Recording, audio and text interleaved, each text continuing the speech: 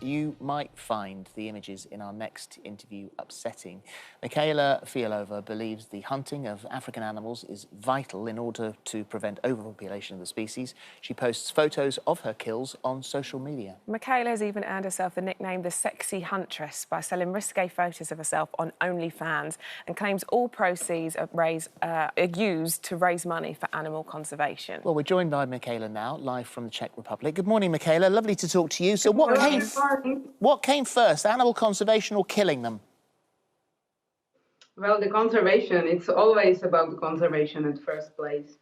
So you were a conservationist before you shot your first deer in, to use your words, a thrill like no other. Yeah, of course. Okay, so explain that then. How does that fit with the conservation, going out and shooting that first deer and the feeling that gave you? Well, you know, always you need to manage the population. Like every place has the limited source of how many animals can live there, and everything else must be taken out. So it's same in everywhere in the world. Like, for example, in my country, it's a deers and it's a boars, and in Africa, it can be zebra or giraffe. But nature does that. Before there were humans, the animals lived perfectly well. They didn't need anything to come along and cull them because, you know, there would be maybe a fire which would kill a few, or the survival of the fittest, and if the strongest would survive. So what right is it of humans to decide that this is the number we have to have? And so, therefore, we limit the population. Yeah, you're completely right. Before the humans, the nature could do it. But now here is so many of us, and we are a very invasive species, us, the humans. And entire world is limited. We have a limited sources.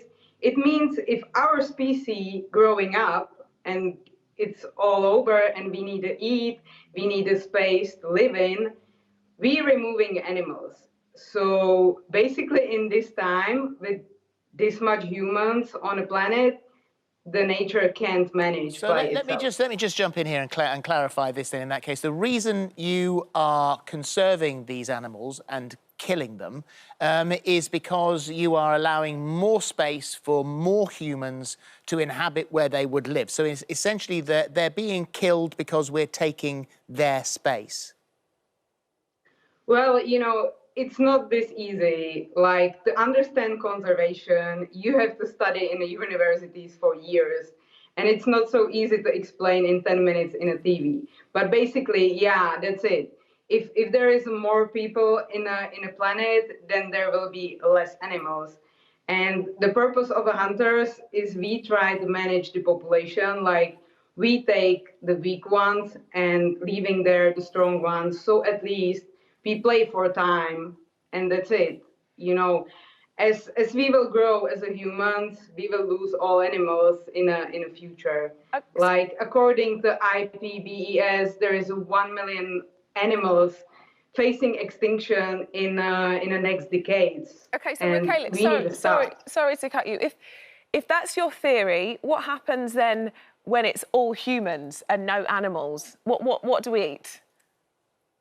I don't know. And, you know, he will be lucky enough to not be in this planet when it happens. So it's, I mean, thank goodness you're there to be killing them all. Thank goodness you're there to be reducing the population of something that you say is inevitably going to happen in the first place. What does it feel? Because, I mean, obviously people are going to judge, and it's hard. This is an emotive issue, and there'll be people on both sides of the fence here. But I think it's a lot of the quite distressed opinions are because it's like a bloodlust. You post on social media, you'll drop an animal for you say under the name of conservation. I can't imagine what it's like to take down a zebra, which is one of my favourite animals, or a giraffe, which is my favourite animal. So you know, so there you go. That picture actually is so distressing to me in the name of conservation, but then you post it. It's just a bloodlust. Yeah. I completely understand these feelings. Like, when someone who don't understand see this picture, there's so much emotions and it's very easy to hate. But, you know, I say all these people coming into my profile, even starting to message me like, you're bad and why are you doing this? I think all these people, they are really good people and they care about animals. And all this, what I do is too shocking, but the purpose is bring people and maybe they will start a research, like they will not see it just in a tabloid magazines, but they will go to magazines as a science magazine or maybe PERK or any other university researches and search where is the truth, and then they will find out the hunting is a tool how to manage population. I mean, maybe you could read in a science magazine there was like 130 scientists. They're not politicians, they're not celebrities, they're people who dedicated their life to conservation and study animals. And they're writing a letter which you can read without the emotions, and then you will maybe understand. But you are a self-declared animal lover, and for someone that is also has a huge love for animals, and I know Phil does too. I teach my children to have a respect of animals and a love for animals.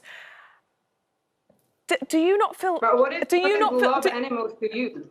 What is love animals to? What to respect, to care, to appreciate, to value their life? Do you not? Do you not feel sad making those kills? Do you not?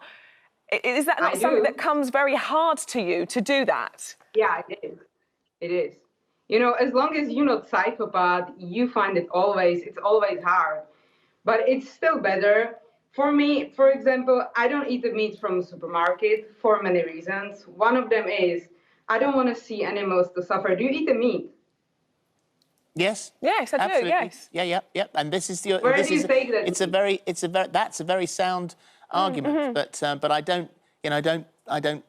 Where do you take that meat? And even if you don't eat the meat, like the animals have to be killed for the plants. I appreciate I appreciate that as well. But the animals that we're eating in supermarkets are their populations aren't depleted by 40%. And the reason I wanted to come back, Michaela, because I do want to be fair here. You made a point very quickly, and we have to take a break for the weather. About supermarkets. Now, the thing is that, and you asked directly about me, am I a meat eater? And the answer to that is yes, but considerably less than I was. Yeah. I eat considerably less meat than ever, and I'm much more plant-based. But also looking at those sort of supermarket animals, beef in particular, responsible for massive deforestation and taking swathes of grasslands to make sure that we've got enough for our burgers. But since the mid-'80s, the giraffe population numbers have dwindled by 40%. There's 68,000 mature adults in the wild. There's reportedly one giraffe for every 4 African elephants, which themselves are considered a vulnerable species. So 68,000 mature adults in the wild. And so I find it very hard for you to argue supermarket beef, a giraffe in Africa. Okay. So at first, there is like 7 or 8 subspecies of giraffes. I don't know what giraffe you're talking about, and I don't know what place in Africa you're talking about. There is a big difference between the places in Africa.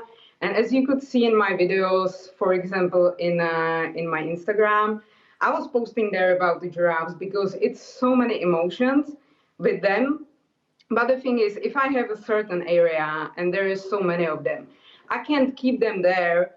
And, just because you find them cute, I can't keep them there and let them eat the food for, let's say, wildebeest or any other animals. So there is nature. 2 ways. That's nature. If it's strong giraffe, I can relocate it, but I need the money for it. And to gain this money, it's from a hunter. So for me, I'm going to get a client who's going to shoot a giraffe, as you could see on my picture. It was old bull, which would die anyway in 1 year. But thanks this money, I could take another giraffe, which was the young bull, and we could relocate him and make sure he will live his life and he will pass his genes, and then the population will stay healthy as long as we can keep it. So you're playing God with your rifle. Yeah, basically, yeah. But there is no other way. I mean, it sounds bad, and it is bad, but there is no other way how to manage animals. And, you know, what would you suggest? What would you do when you would be owner of the private reserve and you would be there? And it's not about just animals, it's about the people who live there. They also need a work, they need a meat, and you know, it's very easy to judge from where you sit. No, You, precisely. you And don't that's- live in of course, poverty. of You have course. your food every day. You have electricity every day. Your kids are safe every day. But it's not reality in Africa. Yeah, of So course. let's say in Zimbabwe, there was 1,000 of households. Like, you know, it was 50% of income, the hunting. Would you leave these people die? I mean, in Zambia, the trophy hunting, it saves 63% of the people living there in the Absolutely, poverty. Today They have absolutely. we're nothing. specifically talking They have about no you. food. We're, We- talk, we- we're we specifically wanted talking about to- you and your story We wanted today. to We're come back and make sure that you had enough time to make your point. It was a supermarket point, which I thought was quite important. We're going to have to leave it there, and you're absolutely right, because you know, sort of eventually we will have to think of something else, because you'll have shot all the animals, and we'll have to think of what else we're going to do. Thank you.